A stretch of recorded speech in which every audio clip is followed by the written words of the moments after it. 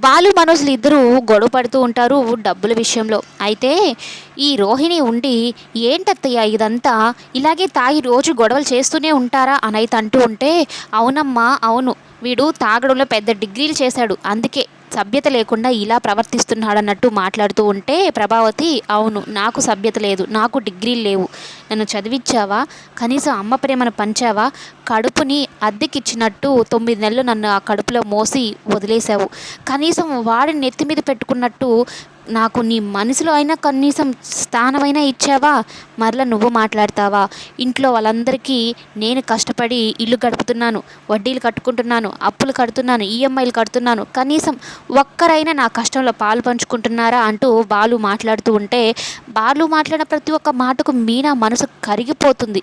కానీ ప్రభావతి మనసు మాత్రం చలించదు.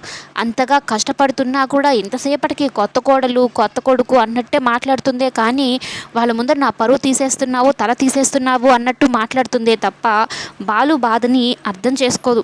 కోడల దగ్గర తన పరువు ఎక్కడ పోతుందో, మలేషియా కోడలు అది ఇది అని అనుకుంటుందే తప్ప బాలు గురించి కాస్త కూడా రే బాలు ఇలా తాగుద్దురా, నాకు మాత్రం కష్టాలు లేవా చెప్పు అని సత్యం చెప్పినా కూడా బాలు వినిపించుకోడు. ఇక మీనా, అమ్మ నేను మాట్లాడతాలే అని సత్యం చెప్పినా, ఏం మాట్లాడతారు మావయ్య, మాట్లాడితే సర్దుకుపోయే రకం కాదు కదా, మనసు సర్దుకుంటుందా చెప్పండి. ఇప్పుడిప్పుడే ఆయన మారుతున్నారు, నా జీవితం కాస్త కుదుట పడుతుంది అనుకున్న టైంలో నా జీవితం, నా కథ మరల మొదటికి వచ్చినట్టే అనిపిస్తూ ఉంది. ఎన్ని కష్టాలు వచ్చినా ఆయనే నాకు అండ అనుకున్నాను, ఇప్పుడు ఆయన నుంచే నాకు ప్రాబ్లమ్స్ ఎదురవుతూ ఉంటే నేను ఏం చేయను చెప్పండి అంటూ ఏడ్చుకుంటూ వెళ్ళిపోతుంది.